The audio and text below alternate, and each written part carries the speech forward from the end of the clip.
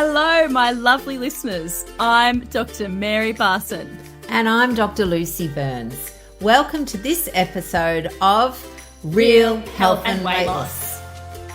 Good morning, gorgeous listeners. I am back with Dr. Mary this week, and we've got a super relevant to us and probably to you topic. The title of today's podcast episode is When to Go and When to Slow. Probably a perennial question, but it's one certainly of interest to us because we have been going, and now we're just in a bit of a slowing. So, Dr. Mary, gorgeous woman, good morning. Good morning. You can probably tell that I've got this, I'm going to call it a sexy husk going on with my voice. I definitely don't feel particularly sexy right now. I'm recovering from the spicy cold. As it is, I got COVID last week, which was unpleasant. And although I'm a lot better in terms of, I don't think I'm actively shedding virus anymore, I do feel blah and I sound blah. It's always nice when you've got that kind of external cue to sort of let everyone know what's going on internally. So that's my voice right now. Indeed.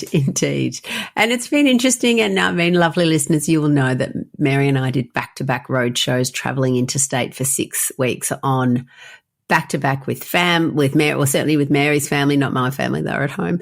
And, lots and lots of organising, lots of being on, lots of connecting, lots of hugging, lots of everything. It was lots of hugging.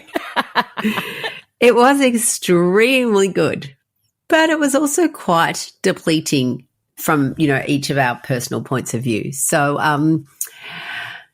there is a fabulous book, which is a little more sort of intense than just, you've done too much and now you've got a cold, which is called The Body Keeps the Score, which is really more about trauma. But I think in this case, I can absolutely see that our bodies have gone, you know what, ladies, time to slow. That's right. The universe sending us signals if we believe in such things. I mean, I also have kids in daycare, so it's probably going to be inevitable. But yes, I do. I think if I didn't have a virus right now, I probably would still be going quite fast because that's generally what I do. So it is interesting that some reflection has been forced upon me in the form of bodily and brain fatigue, and I just have to sit in it for a little while. Yeah, yep. And, if you're a high-achieving person, as both Dr. Mary and I are, high-achieving women, it feels a bit awkward. It feels a bit uncomfortable to be sitting there doing kind of not much. Particularly, I reckon, the hardest bit is when either you very first start to get sick or you're recovering from sickness, where you think, well, I'm not that bad. I'll just soldier on. Yeah.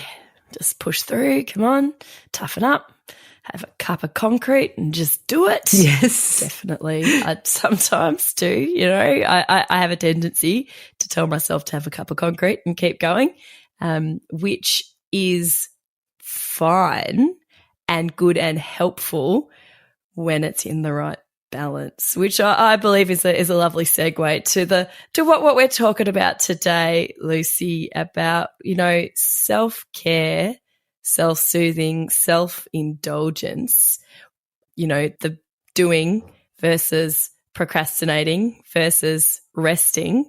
How do you sort all that out? Isn't self-care just lying, hunched over in bad posture on the couch, eating donuts, binging Netflix?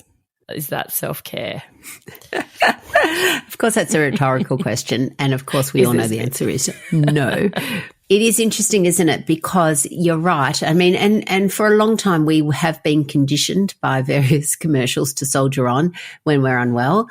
In many ways, COVID has actually changed that story completely because none of us were allowed to soldier on when we were unwell a couple of years ago.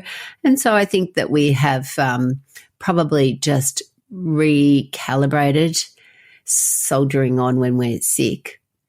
But the interesting thing is how do you know when you're resting, or how do you know when you're procrastinating? Like, what's the secret there? What do you think, Maz? What do you think it is? I think there's two key parts to this. It's awareness. Self-awareness, I think, is really important, and trying to, understand your own needs and limits, but also, being honest with yourself, and reflection. And I think some time for self-reflection is also really important. And in that moment of reflection, kind of tune into your needs, your awareness. Am I procrastinating cleaning the house because I just really don't want to? Am I procrastinating, going to the gym because I just don't really want to? Or do I genuinely need to rest? And only you know the answer to that question, and you need to figure it out for yourself. But with some self-reflection, that gives you the regular self-reflection is great if you can find a way to fit it in. It doesn't take very long. I like to journal, as most people know. Just that regular assessment, you can see how are your choices aligning with your overall goals. And if your choices are frequently taking you further away from your goals, then that perhaps is, an indication that you need to adjust the choices that you're regularly making. And if you notice a pattern of, regular, self-indulgence or regular self-soothing, when perhaps that's not quite what you need, perhaps self-care would take a different form if you were really honest with yourself.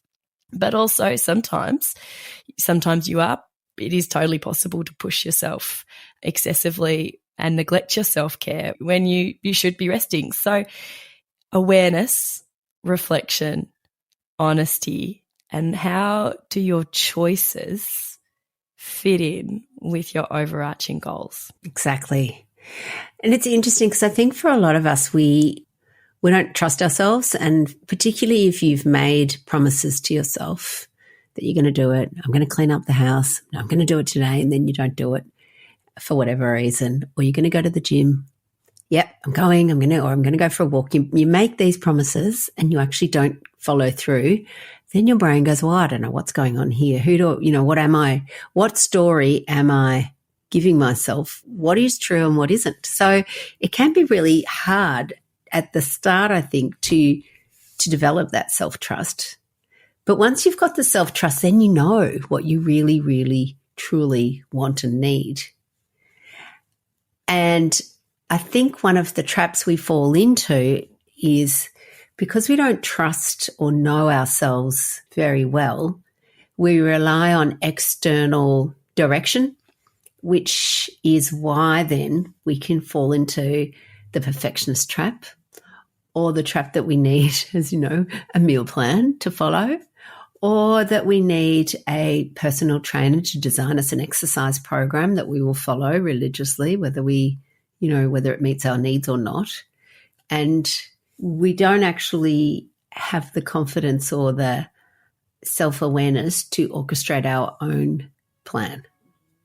Yes. And I think this balance is important here too. But our brains, they learn from success far more readily than we learn from failure.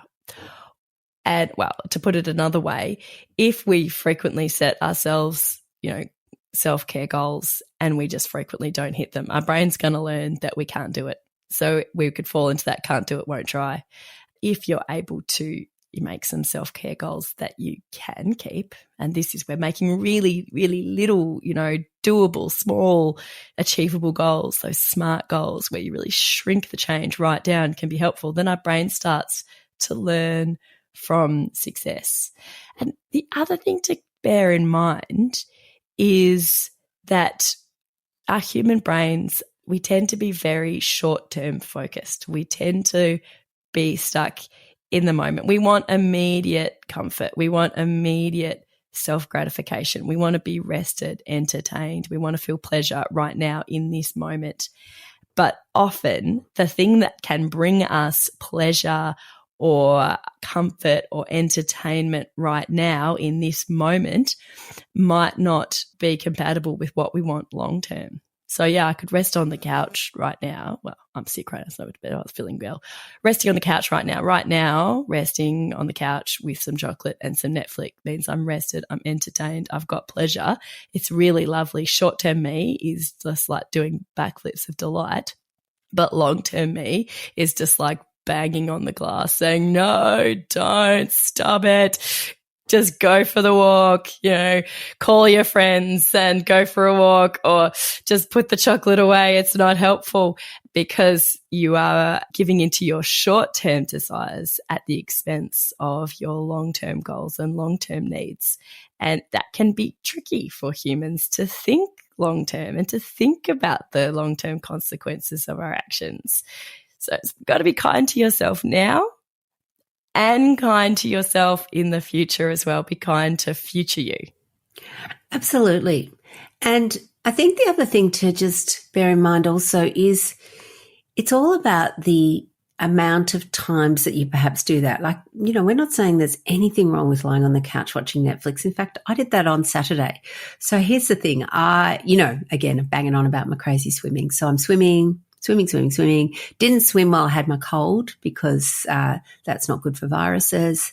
Gave myself 7 days grace, got back into the pool. Yay, good. 2 days. Yep, that was good. Excellent.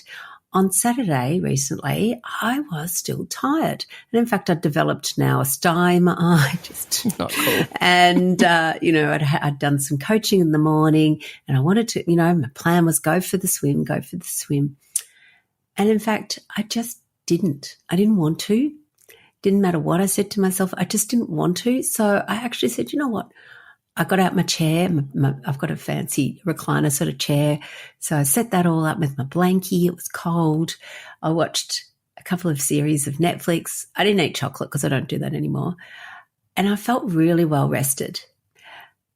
But I didn't need to do that the next day again, or the next day. So it's not like something I now do every day, go, oh, well, I'm so tired, I need a rest, I'll just watch telly for 3 hours a day. It's that thing of, one day of watching telly doesn't undo all your health goals. But, maybe 28 days in a row could. Yeah, absolutely. The poison is in the dose. And it's like online shopping. If it soothes you to buy some fancy sparkly shoes, go for it. But if you buy sparkly fancy shoes, every day, then that's probably going to really, start to hurt your financial future and your financial well-being. So yes, self-care activities can be self-soothing, absolutely. However, anything done too much may be unhelpful to our future selves.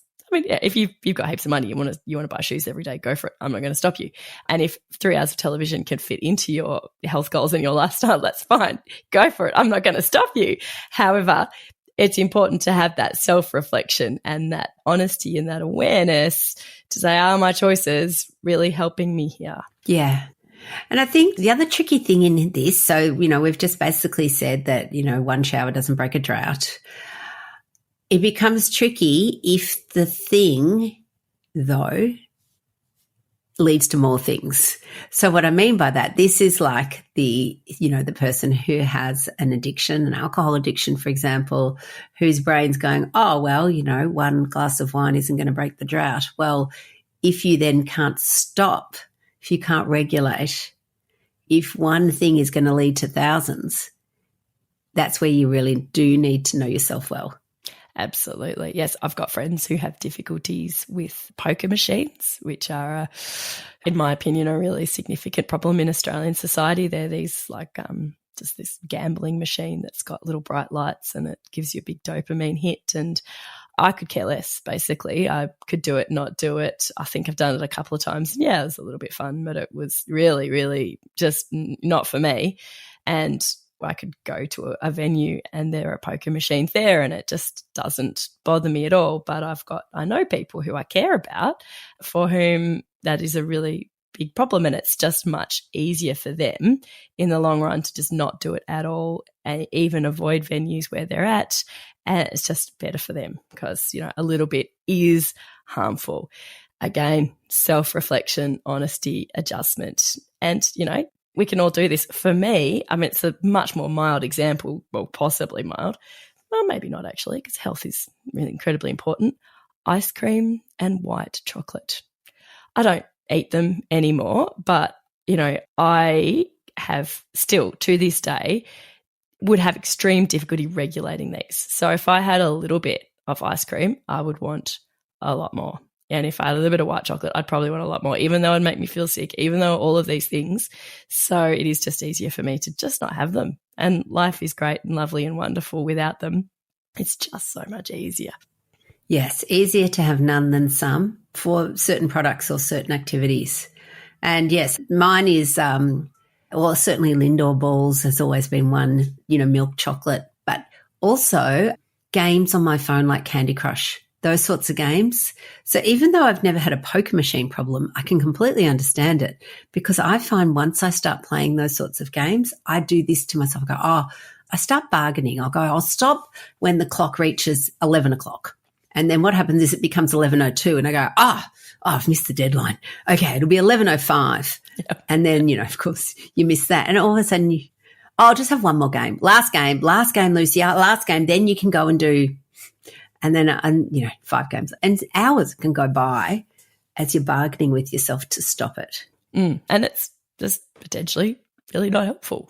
No. But again, the story in my head used to be, I just need to have a rest. I'm just going to sit down, I'm going to put my feet up, have a rest, play a couple of games, and then I'll get back to whatever it is I was doing. So recognizing that story wasn't helpful and wasn't true gave me then some space to change it, to say that actually games like Candy Crush steal my time. Yes. But maybe you did need a rest. Like, we do. Rest is important. But I get you, the Candy Crush, the bejeweled, not helpful way to rest. So it could be, finding what is it that you're getting out of the unhelpful habit? What is it that you're getting out of it? And can you find a more helpful habit, a more helpful thing to do that'll still get you the benefit that you want? Smoking cessation. I talk a lot about my beautiful patients about, what are the good things about smoking? And sometimes people are surprised when I ask them that. Other times they're not, and they'll rattle off 55 amazing things about smoking and all the reasons why they like it and they don't want to give it up. But there's always something. It's not just the nicotine addiction. It's definitely part of that. But there is something that people get out of smoking. And quite frequently people say stress relief or just a moment to myself. What could you do that would give you stress release or a moment to yourself that isn't so harmful to your long-term health goals? Yes, indeed. Well, interestingly, before we're recording, so we're actually recording this podcast in the middle of the day. Norm, I know goes to air in the morning, and so we always open up with the good morning, blah, blah, blah. Yeah. But it's beautiful winter sun today. And so for about 20 minutes, I just went outside and I took my socks and shoes off and gave my poor wintry feet a little blast of winter sun, lay there just basically like a lizard basking in it. It's not, the UV index is low, it's not harmful, but it's so, so beautiful. And I thought, and I didn't take my phone. I just lay there doing nothing. That sounds very good for you and very congruent with your health goals and what you need. It can be a pull though. Your brain can resist, because initially they do get more dopamine from the phone, couch, chocolate, Netflix, phone, things, which can all be okay. Maybe not the chocolate, depending on your health goals, but they all can be okay, but maybe they're not as well. Yeah. Again, this is the whole thing. It is designing. It's like designing your own personal health plan. Only you can design it for you. People can sort of make suggestions, but only you truly know what is going to be helpful for you long term. And then being able to come up with ways, because your brain will come up with other ways to sort of divert you from those goals. And we want to be coming up with some counter ways to go, you know what, brain? I hear what you're saying. I hear you're saying that that's going to be good for me. It's going to make me feel better, this dopamine hit of something or other. But actually, I'd prefer to get my own, I guess, more endogenous dopamine, if you like, rather than relying on artificial exogenous sources of it. Yes. And beautiful people, sometimes people don't like this when I say it, but, you are the boss of you and only you can figure it out for yourself. Of course, we spend a lot of time doing coaching and helping people design, their own best lives, if you will, that helping them design ways in which they can live their lives according to their values and live their lives so that they are reaching their goals. But I reckon one of the key components here is that we can't just give you a script, even though that might feel safe and easy, just someone telling you what to do. It doesn't work, not long term. You need to create your own script and review it and change it and scribble bits off and say, oh, well, geez, that didn't work. Maybe if I try this, and just keep going and keep writing your own script, writing your own stories. You be honest, you reflect, you adjust, and you keep going, and you're your own scientist, your own compassionate scientist, and you can get there. You can achieve your health goals. You can find the right balance between soothing self-care, and you can live your absolute best life. Absolutely. Sometimes people think that it's something that you just sort of attend to every now and then it's done. But I often think it's very much like a garden. There's, the bare bones, the big structures. Maybe you've got the big trees that are there forever. And then, there's things then that you can change. Like you might plant some plants, and then after a few years you go, actually, they're not doing very well in this spot. I'll either get rid of them or I'll replant them. Or there may be plants that are sort of in fashion, according to whatever's on Burke's Backyard or whatever that show was called, Better Homes and Gardens. And then after a while you go, I don't know why I planted all those strappy leaf plants. I don't even like them. So you pull them out and you start again. It's constant pruning, constant adjusting, constant reevaluating. As the trees grow, suddenly an area that was in full sun is now in shade. So you constantly, it's the same with us. It's not hard, but it does require just ongoing, just constant maintenance of yourself, of what you're doing, of your mind, and reevaluating and reviewing. And it can be fun. It doesn't have to be a job, a chore, another thing to do. Yep. I gamify my self-reflection, to be quite honest. It's a goal that I set myself and I track it in my diary. And every time I do my little self-reflection, I get to colour in a square and I get to see the little squares going. So I'm basically bringing my little hit of dopamine into the moment with my self-reflection, which, just helps me spiral upwards and upwards. Absolutely. And I think that satisfaction of doing something that you tell yourself you're going to do and the follow through, like there's a big amount of dopamine that comes from that, knowing that you have set yourself a task and you've done it. And the thing that a lot of us do though is we minimize that. We go, oh God, cleaning the cows hardly needs a reward. But the reward can just be a congratulations to yourself. It doesn't have to be, as you said, a pair of sparkly shoes. It can be whatever you want. But it certainly deserves acknowledgement. Anytime you set a goal for yourself and you follow through, give yourself a little high five and a happy dance. Absolutely, because our brains learn from success. Indeed. Indeed. All right, lovely listeners, I hope you have a beautiful week ahead, and we will see you next time. See you later.